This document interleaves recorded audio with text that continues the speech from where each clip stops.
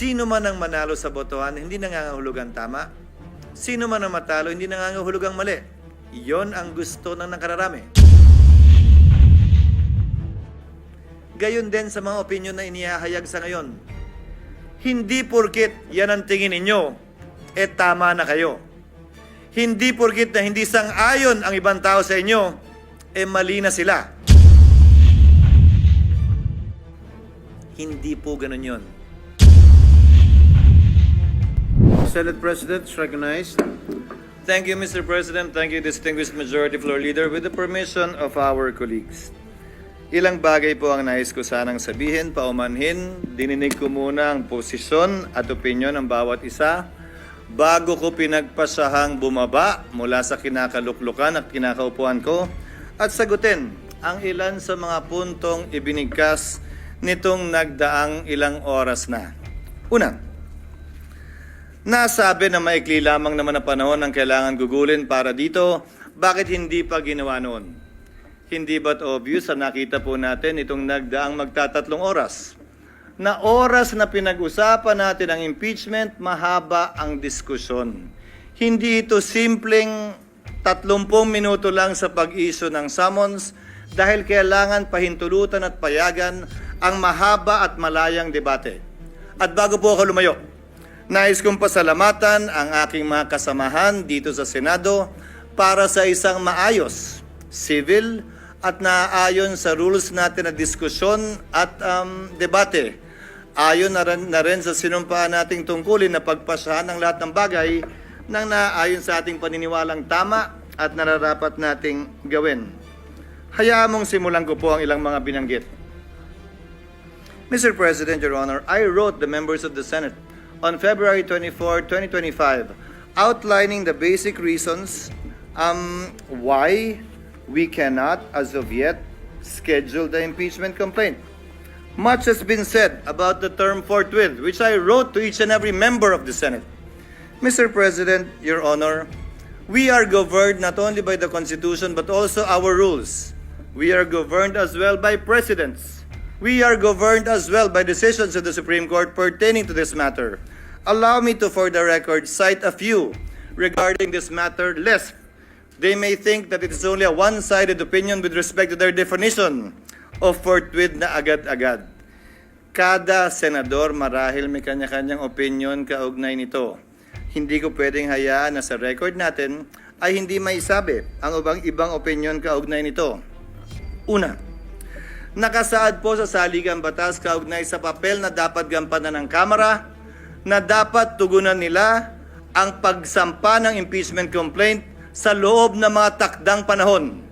Kung ilang session days para ilagay sa calendar, ilang session days para ilagay sa Committee on Justice, ilang session days para pagpasahan, ilang session days para pagdesisyonan ng plenaryo ng Kamara.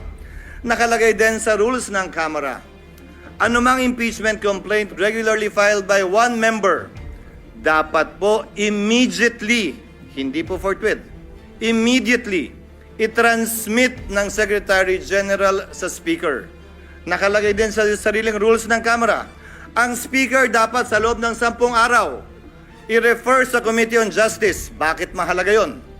Dahil sang-ayon sa desisyon ng Korte Suprema sa Francisco case, dyan magsisimula ang 1-year ban sa pagsasampa ng pangalawa, pangatlo o pang-apat na impeachment complaint. Hindi yan ginawa ng Kamara.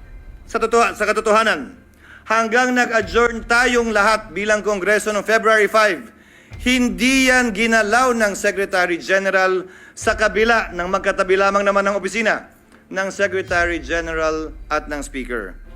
Sasabihin marahil ng ilan, tapos na yan. Lumipas na yan, tulad ng sinabi ni Senator Coco, wala na tayong magagawa dyan. Nandun ako. Pero may katanungan akong iiwan bago nating lisanin ang puntong yan. Nasaan yung mga nagrereklamong dapat agad-agad? Nasaan yung mga nagsasabing ngayon na, wag nang pagpaliban, ba't ba dinedelay? Inupuan po na mahigit 2 buwan, magtatatlong buwan nga ito. Hindi inaksyonan. Wala naman ako narinig na nagreklamo na nasa na yung agad-agad. Sa kanila nakalagay immediately, may takdang araw pa. Yan ang paksa ng petisyon sa Korte Suprema ngayon na inihain ni Vice President Sara Duterte kaugnay sa pag-iiwas sa tinatawag niyang one-year ban na nakasaad sa saligang batas. Now let me proceed to forthwith. I quoted this in my letter to all the senators.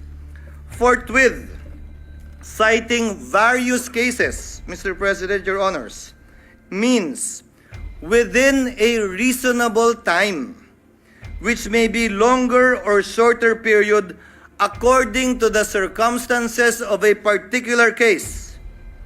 It means it is elastic in nature and varies with every case. Quote, it may be modified by circumstances and the nature of the duty to be performed. Marami po nagsasabi ng opinion na agad-agad. Kung gaano karami po ang abogado, kung gaano karami po ang marunong at magaling, ganoon din kadami marahil ang kanilang interpretasyon. Pero nasaan ang probisyon ng saligang batas, desisyon ng korte nag-iinterpreta doon na nagsasabing agad-agad nga ang ibig sabihin yan, samantalang hindi naman agad-agad ang interpretasyon ng salitang immediately ng Kamara. Kung talagang immediately ang gusto, edi sana ang sinulat ng mga nagsulat ng konstitusyon, immediately din tayo. Yung immediately nga ng House, hindi yun ang interpretasyon, tapos tayo ganyan. If the prosecutors themselves, the complainants themselves were not that interested and sat on these complaints for over 2 months, tayo bigla ngayon, mamadaliin nila habang nagpabanjing-banjing sila ng mahigit 2 buwan sa mababang kapulungan. Pangalawa, bagaman tama si Senator Pimentel at sang-ayon ako na pwede tayo mag-trial habang recess. Ginawa na po yan sa kaso ni Chief Justice Corona. Again, we are governed not only by the Constitution, by our rules, but also by precedents. Subalit, may malaking pagkakaiba. Dapat nasimulan, na-refer, at nagkaroon ng plenary action sa articles of impeachment upang makonstitute ang impeachment court bago ito magpatuloy habang recess. Maraming nagsabi, mag-trial na tayo, mag-convene na tayo, sumampa na tayo habang recess. Sa pananaw at palagay ko, labag yan sa saligang batas. At dun sa mga talagang gustong matanggal si Vice President Sara Duterte, dun sa mga galit sa kanya, inis sa kanya at gustong madali itong impeachment, para mo lang dinagdag, binigyan siya ng dagdag na balang questionin ito sa Korte Suprema. Dahil hindi po pwede yan. At hindi po ako papayag na mangyari at gawin yan dahil lamang gusto nila at nagmamadali sila. Sinabi ko na sa simula pa lang, ng impeachment process na ito, 1 linggo matapos i-file yan dito sa Senado, 2 oras bago tayo mag-adjourn sa huling araw ng ating sesyon. Sabi ko, hindi ako makikinig, susunod o magpapadala sa sino mang pabor sa impeachment at ayaw kay Vice President Duterte. Impeachment complaint. Pinagpasahan nila. Resign na pala eh. Wala na tayong kailangan gawin. Naalala niyo po yung debate? Na meron pa namang penalty of absolute perpetual disqualification. That was discussed. But by way of precedent, the Senate did that. So if you look at the past presidents of the Senate, nagawa po nila yon, pinagbotohan po nila yon. Without convening the impeachment court. Wala pong nagsabi, hoy, inaabandon na ninyo ang inyong constitutional duty nung ginawa ng Senado yon. Paano po yan, Ginoong Pangulo? Pagsang-ayon ba ang karamihan o ng pinakamaingay o matatalino sa ating bansa? Okay lang? Pag hindi sila sang-ayon, hindi na okay. Bugbog ka na. Bugbog na institusyon. Dapat may gawin na tayo. The Constitution, the rules, and the precedents, Mr. President, do not change simply because a group says otherwise. Baliktan naman pa natin. Yung isang naudlot na impeachment complaint laban kay dating Chief Justice Davide. Karamihan sa mga civil society groups tutol doon sa impeachment complaint na yon. Tungkol sa corruption din yon. Tungkol sa pag-aabuso din ng poder yon. Parehong mga grounds, dahil yun naman ang ground ng impeachment talaga eh. Anong sinabi nung halos parehong grupo ngayon na gusto ang ulo ni Vice President Sara? ay masama yung impeachment yan. Hindi yan dapat i-file. Dapat i-dismiss nyo yan. Mabuting tao si Chief Justice Davide. Nagsalita pa ang mga miyembro ng Senado noon. Kahit padala ng Kamara sa amin, hindi namin tatanggapin yan. Sinabi din po ng Senado noong mga panahon yun. At saka busy kami sa budget. Kailangan muna namin unahin yan bago yan. Babalik ko ang katanungan. Nagbabago ba? Depende kung sinong may gusto. Hindi ba dapat kung ano yung pamantayan at batayan kaugnay ng impeachment complaint, sino man ang nasasakdal? Pareho at parehas ang pagtrato natin. Ngayon, kaugnay ng kasalukuyang impeachment complaint, nakalagay po sa rules ng Senado, ang impeachment proceedings dapat i-refer sa Committee on Justice.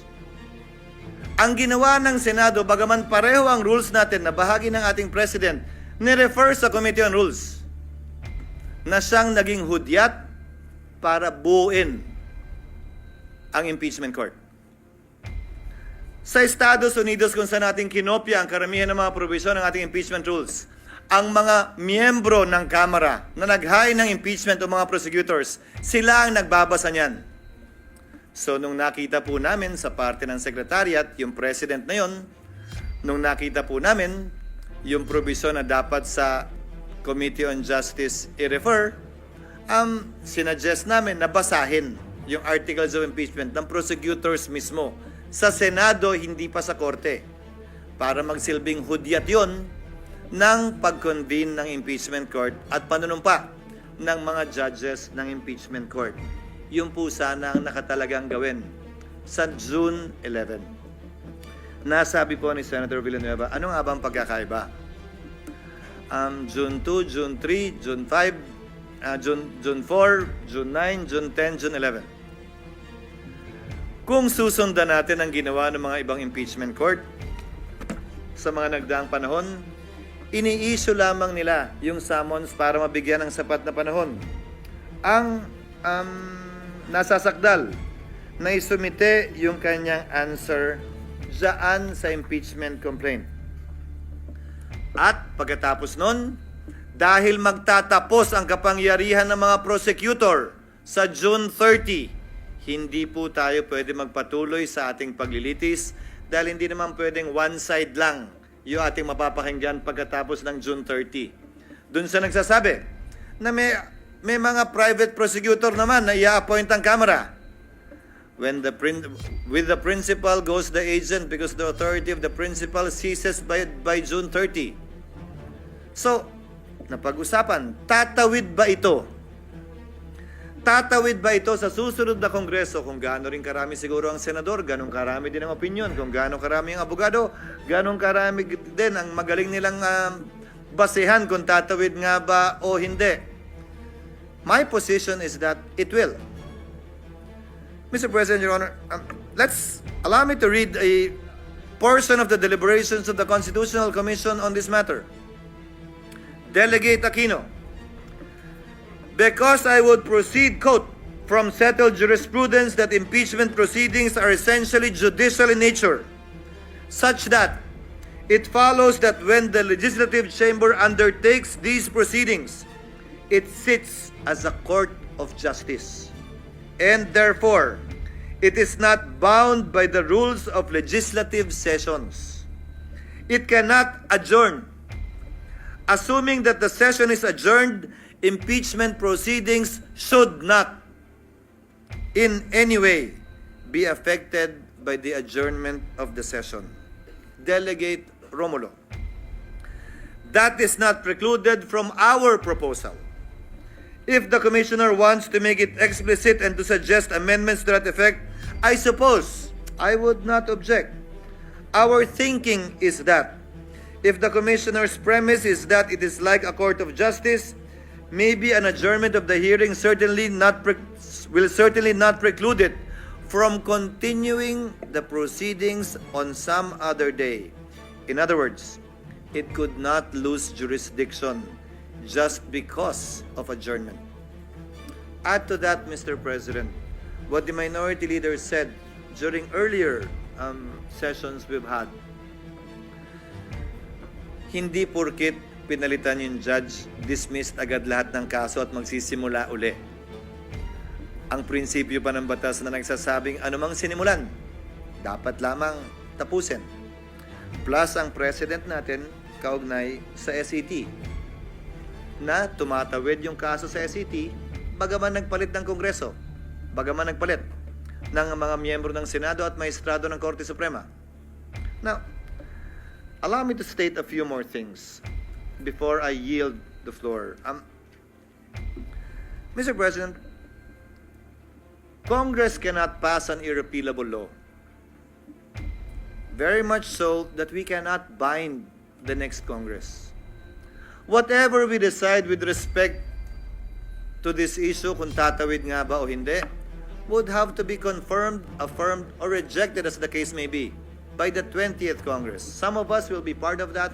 Some of us will no longer be part of that. But we cannot tie their hands and bind their hands. But the same is true, Mr. President, Your Honor, if at all, with the House of Representatives as well.